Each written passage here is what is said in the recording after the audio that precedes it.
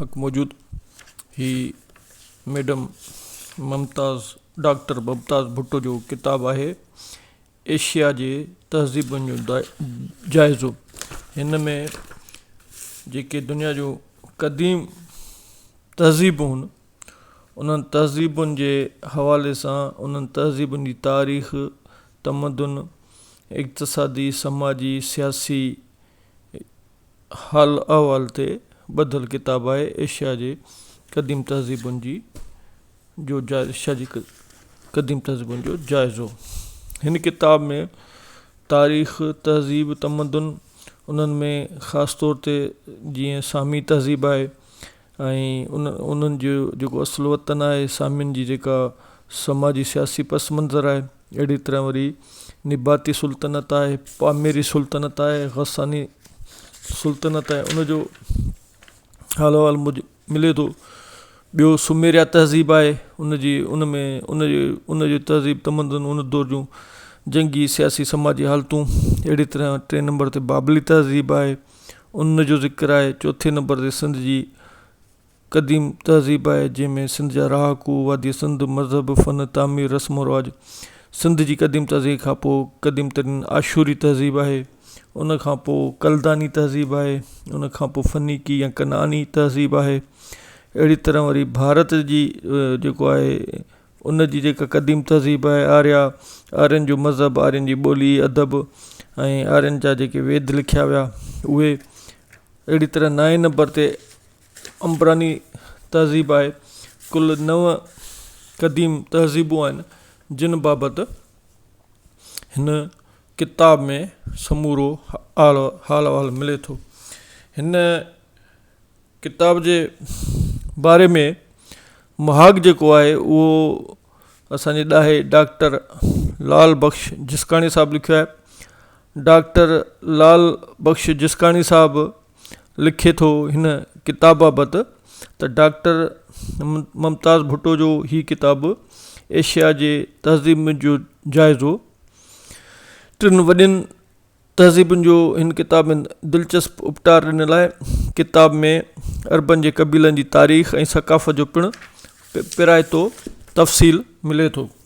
दुनिया में 3 वॾियुनि सभ्यताउनि जो नामाचार मिले थो, जंहिंमें मिस्र, इराक, सिंधु तहज़ीब या सिंधु सभ्यता जी ओसर ऐं ओज ते दुनिया में तमामु घणी तहक़ीक़ थी ऐं उन ते खोड़ सारा किताब लिखिया विया। हिन किताब में डॉक्टर मुमताज़ भुट्टो साहिबा सिंधु सभ्यता, मिस्र, इराक, बाबिल, अशूर जो ज़िक्र कयो तफ़सील सां कयो आहे ऐं भरवेसनि जहिड़नि हवालनि सां किताब जी सूंह में वाधारो कयो आहे। तहज़ीबुनि जो सफ़र आस्ते आस्ते इर्तिका जे वसीले शिकार गॾु करण जे समाज खां शुरू थियो। माण्हू ढंढुनि, ढोरनि, जबल, गारुनि में पहिरीं रहिया, पोइ वरी उहे छॾे दरियाहनि जे किनारे ते मैदानी इलाइक़नि में अची आबाद थिया। माल पालणु, ज़रायत, घर अॾणु ऐं ज़रूरत जे शयुनि जा हुनरनि वसीले ज़रूरत जो पुराव करणु लॻा। क़दीम हिरफ़त यानी प्रीमेटिव टेक्नोलॉजी वसीले शहर आबाद कया ऐं उते ई ॿोली जो वजूद थियो।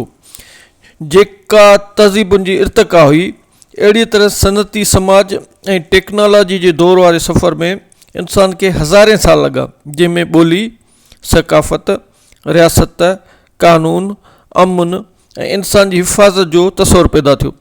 तॾहिं इंसान तरक़ीअ जी मंज़िल ते पहुची जदीद दौर जूं आसाइशूं माणे सघियो। अहिड़ी तरह सिंधु सभ्यता जी कहाणी 8000 साल क़दीम आहे। सिंधु सभ्यता जी कहाणी 8000 साल क़दीम आहे, जेका महरगढ़ आमरीअ जे ॻोठाणी सभ्यता खां शुरू थी कोट ॾिजे जे टाउन खां पोइ मोहन जे दड़े, लाखियुनि जे दड़े, भंभोर ऐं हड़प्पा जे शहरी आबादियुनि ताईं ओझके पहुती। सिंधु सभ्यता जी कुल पखेड़ उत्तर खां ॾखण 1770 ऐं ओभर खां ओलह तरफ़ कुल 1290 किलोमीटर थींदी, जेका मिस्र ऐं इराक जे कुल तहज़ीबुनि जी पखेड़ खां ॿीणी आहे, जेका हैरत अंगेज़ ऐं तारीख़ी हक़ीक़त ते ॿधल आहे। सिंधु सभ्यता जे गादी जो हंधु मोहन जो दड़ो आहे, जेको क़दीम वापार ऐं केतिरनि ई हुनरनि जो मर्कज़ हो। मोहन शहर 6 किलोमीटर चौरस मेलनि में पखिड़ियो, जंहिंमें पक्का घर 2 या 3 मंज़िल ताईं हुआ। घरनि में खूह वाशरूम मौजूदु हुआ, जेके पकियुनि सिरियुनि वसीले आवीअ में पकल पाइपनि वसीले जोड़ियल आहे। हिन अज़ीम शहर में 1500 खूह मिलिया आहिनि, जिन में किथे किथे पाणी बि मौजूदु आहे। अनाज जा गुदाम, शाही असेंबली हॉल, वॾो पकल सिरियुनि सां ठहियल व्यंजन जो तलाउ, जेको मज़हबी रस्म लाइ पिणु इस्तेमालु थींदो। शहर जी अदावत न्यूयॉर्क जे ग्रिड सिस्टम मूजिबि हुई। शहर जी हिफ़ाज़त लाइ चौधारी कोट ॾिनल हो, जिन ते चबूतरा ठहियल हुआ। उन्हनि ते पहरेदार मुक़ररु हुआ। 500 खां मथे मोहरूं मिलियूं आहिनि, जिन ते सिंधु सभ्यता जी इंडस स्क्रिप्ट लिखतूं मिलियूं आहिनि, जेके अञा ताईं माहिर पढ़ी न सघिया आहिनि। हिन अज़ीम शहर जी आबादी 1 लख माण्हुनि ताईं हुई। हिन अज़ीम तहज़ीब ऐं सक़ाफ़त जी तबाही जा 3 सबब माहिर ॿुधाया आहिनि: ज़िलज़िला, दरियाह जी ॿोॾि ऐं 3 सबब ॿाहिरां आयल आर्यनि जा हमला, जिन अची शहर खे तबाह कयो। सिंधन मज़हबी किताब ऋग्वेदा में आयत ए कारा मलेश दरावड़, मुंहिंजे दड़े जा अॾींदड़ समाट, असां तव्हांजा अॾायल शहर तबाह करे छॾींदासीं। दड़े जी खोटाई सर जॉन मार्शल 1924 ईस्वी में पंहिंजी टीम सां कई ऐं 1931 ईस्वी में किताब इंडस सिविलाइज़ेशन लंडन मां छपिजी पधिरो थियो, जंहिं वसीले समूरी दुनिया में सिंधु सभ्यता जी पज़ीराई थी ऐं दुनिया खे ख़बर पई त सिंध जी तहज़ीब केतिरी क़दीम आहे ऐं केतिरी अज़ीम आहे। इहो किताब 3 जिल्दनि में छपियो ऐं 4 हिसनि में विरिहायल आहे, जंहिंमें महरगढ़, आमरी, कोट ॾिजी ऐं मुंहिंजे दड़े जो मरकज़ी गादी वारो शहर ऐं हड़पा जा शहर ऐं उन्हनि बाबति हाल अहवाल ॾिनल आहे।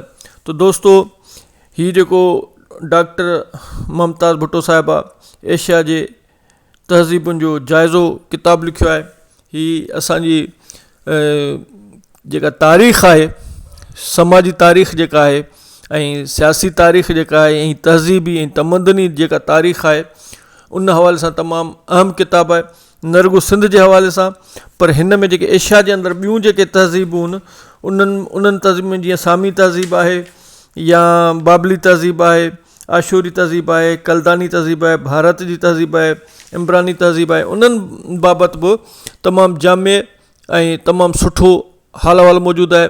तारीख़ सां दिलचस्पी रखंदड़, तमदन ऐं पंहिंजी धरती सां मुहबत कंदड़नि लाइ, ख़ासि तौर ते मुंहिंजे दड़े जी खे ऐं सिंधु सभ्यता खे सम्झण लाइ हीअ किताबु तमामु अहम किताबु आहे। ऐं हिन किताब खे तारीख़ जे शागिर्दनि तोड़े असांजे आम माण्हुनि ऐं अदब दोस्तनि खे पढ़णु खपे, त जीअं किन सिंध ऐं सिंधु सभ्यता जी अज़मत ऐं क़दामत जो अहसासु थिए।